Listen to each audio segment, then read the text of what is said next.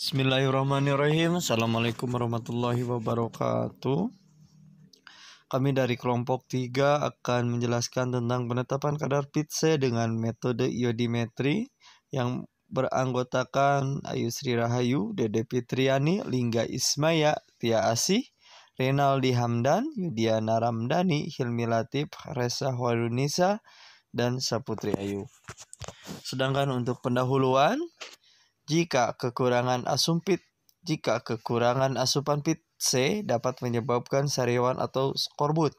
Bila terjadi pada anak di usia 6-12 bulan, gejala-gejala penyakit skorbut ialah terjadinya pelembekan, tenunan kolagen, infeksi, dan demam. Sedangkan pada anak yang giginya baru keluar atau baru tumbuh, gusi membengkak, empuk, dan terjadi pendarahan. Pada orang dewasa, skorbut terjadi setelah beberapa bulan menderita kekurangan PITSE dalam makanannya. Gejala ialah pembengkakan dan pendarahan pada gusi, gingvalis, kaki menjadi empuk, anemia, dan deformasi pada tulang. Akibat yang terjadi pada kekurangan vitamin C ialah gigi menjadi goyah dan dapat lepas atau mudah lepas. Selanjutnya, untuk tujuan praktikum, mahasiswa dapat membuat larutan baku iodin 0,1 yang diperlukan dalam titrasi. Mahasiswa dapat melakukan pembakuan larutan iodin dengan arsen trioksida sebagai baku primer. Dan yang ketiga, mahasiswa dapat melakukan penetapan kadar PITSE dengan menggunakan metode iodimetri. Sedangkan untuk alat dan bahan yang diperlukan, untuk alat-alat yaitu Ermeyer 250 ml, buret 50 ml, labu ukur 500 ml, gelas ukur, gelas kimia 100 ml, neraca analitik, dan pipet tetes. Bahan-bahan yang diperlukan dalam melakukan uji ini yang pertama tablet PITSE, arsen trioksida, asam klorida, natrium hidroksida, iodium, indikator kanji, dan air suling. Selanjutnya untuk prosedur praktikum, yang pertama pembuatan larutan iodin 0,1. Yang pertama timbang 3,17 gram iodium dalam botol timbang.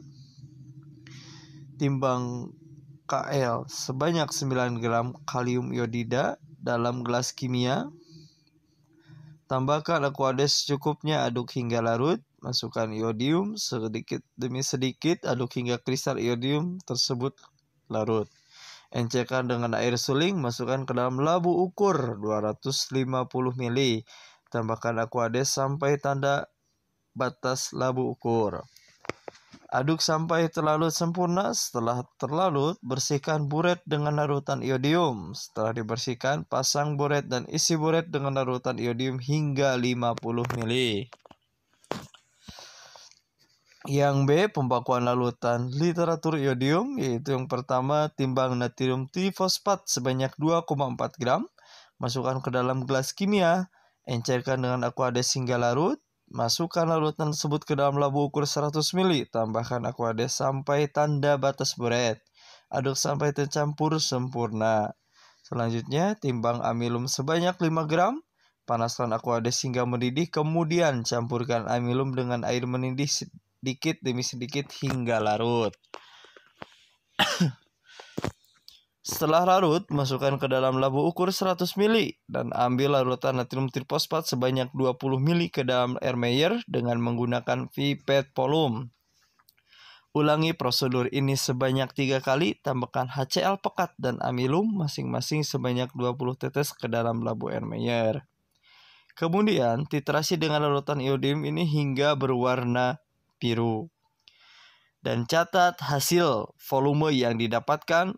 Ulangi prosedur ini sebanyak 3 kali. Untuk selanjutnya, prosedur penetapan kadar vitamin C. Yang pertama, timbang berat 10 tablet, kemudian hitung berat rata-rata per tablet. Haluskan tablet menggunakan lumpang. Bagi menjadi 3 bagian dan timbang masing-masing 0,8 gram. Kemudian masukkan ke dalam 3 gelas kimia. Larutkan masing-masing dengan 25 ml air yang telah dipanaskan, aduk hingga larut. Kemudian pindahkan ke dalam Erlenmeyer, tambahkan H2SO4 pekat dan amilum masing-masing sebanyak 20 tetes. Titrasi dengan iodium yang telah dibakukan di atas hingga berwarna biru. Ulangi prosedur ini sebanyak 3 kali. Hitung kadar vitamin C miligram per tablet. Persen kadar yang diperoleh terhadap kadar yang tertera pada etiket atau label obat. Cocokkan kadar yang diperoleh tersebut dengan persyaratan yang tertera pada Farmakope Indonesia yang disimpan. Kemudian perhitungan pembakuan. Di sini menggunakan rumus P1N1 sama dengan P2 kali N2. Untuk data 1 dan 2 menghasilkan 0,073 dan data 3 menghasilkan N2-nya 0,072. Kemudian dimasukkan ke dalam tabel LBP-LBS-nya dan mendapatkan nilai rata-rata 0,072 gram. Kemudian perhitungan kadar sampel masih menggunakan rumus P1 kali N1 sama dengan P2N2. Data 1 menghasilkan N2 0,0432, data 2 menghasilkan N2 0,046, dan data ketiga menghasilkan N2 0,040. Dimasukkan ke dalam tabel dengan nilai rata-rata 0,043. Untuk perhitungan bahannya menggunakan rumus N sama dengan gram per BE kali 1000 per Pi menghasilkan 4,03 gram. Untuk iodium menghasilkan 3,94 gram dan sampel tablet vitamin C 10 tablet sama dengan 2,50 gram, jadi 0,25 per tablet. Jadi ditimbang sebanyak 0,83 gram atau 0,80 gram per 100 ml. Baik, di sini saya akan menjelaskan tentang reaksi pembakuan dan reaksi penetapan kadar vitamin C. Di sini bisa dilihat sendiri bahwa ada dua macam reaksi. Yang pertama ini ada reaksi pembakuan yang dapat diringkas menjadi I2 ditambah 2Na2S2O3 menghasilkan 2NaI dan Na2S4O6. Untuk yang kedua, ini ada reaksi penetapan kadar vitamin C. Bisa dilihat reaksinya seperti ini. I2 ditambah 2 elektron menjadi 2 I-. Selanjutnya, untuk pembahasan hasil analisis, pada percobaan ini kami melakukan metode titrasi iodimetri. Sampel yang digunakan adalah asam askorbat atau vitamin C. Sampel yang digunakan sebanyak 2,50 gram atau 3 bagian. Pada praktikum ini ada bahan yang diganti karena terbatasnya bahan yang ada di laboratorium. Seharusnya arsen trioksida diganti menggunakan natri triosulfat. Percobaan pertama yang dilakukan yaitu pembakuan iodium 0,1 N. 25 ml I2 diencerkan dalam labu ukur 100 ml, kemudian dititrasi dengan Na2S2O3 0,1 N.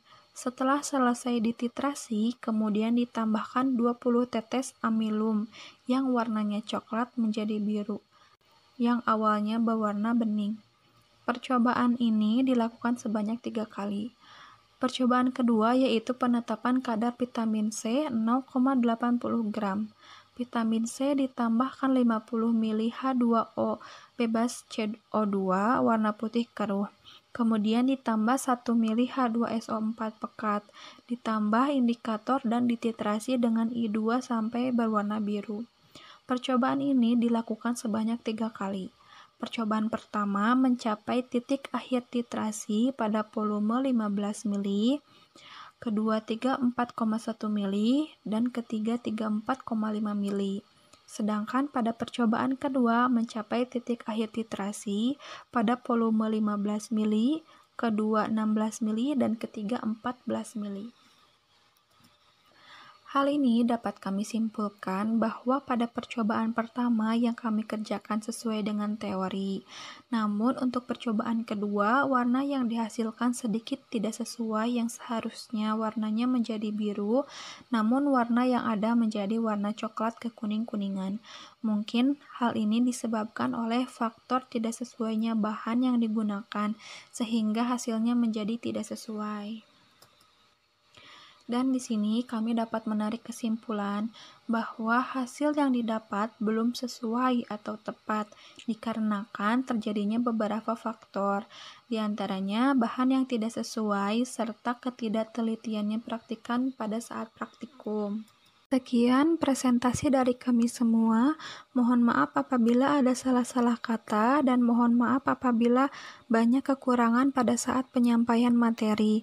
Semoga video yang akan ditampilkan selanjutnya pada saat praktikum dilaksanakan dapat membantu kita semua agar lebih mengetahui langkah-langkah kerja pada saat praktikum. Wassalamualaikum warahmatullahi wabarakatuh.